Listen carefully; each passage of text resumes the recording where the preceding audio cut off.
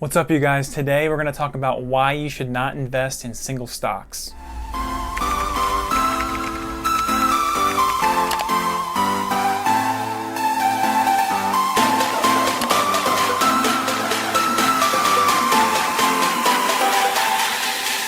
Before I get into it, I just want to make sure you know I am not a financial advisor. Please accept this as entertainment and my own opinion. So obviously there's a reason why we're going to be talking about why you should not invest in single stocks.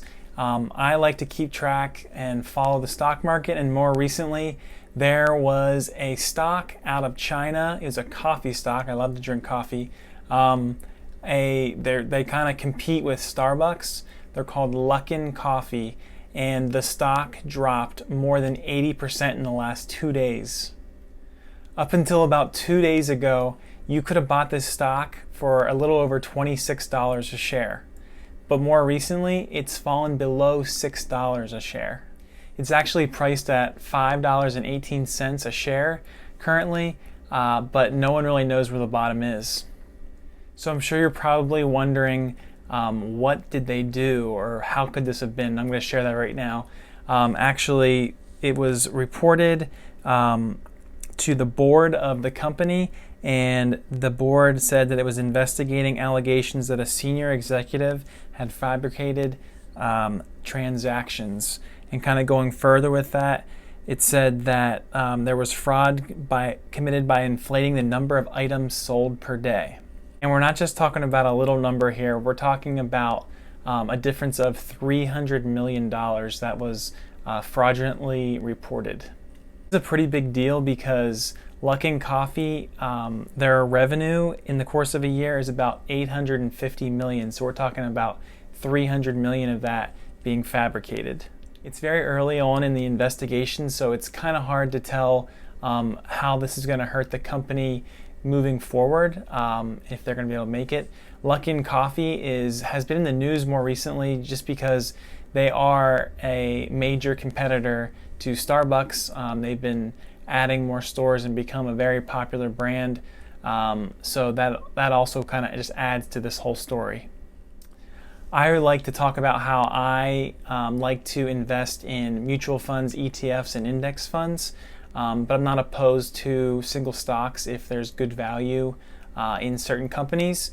But so let's just kind of take a look at maybe some pros of buying single stocks and some cons of buying single stocks. The first pro, and I think this is kind of a major pro when you're buying individual single stocks, is that you really don't have fees involved. Obviously, you might have to pay that transaction fee if you're buying it on certain brokerages, but you don't have that. You have maybe the one-time fee, but other than that, you're not paying it yearly like you would with a managed fund. Another pro of buying individual or single stocks is that you have full control of what you've bought. When you're buying a mutual fund or an ETF, it's a group of stocks. You know what you're getting when you buy a single stock.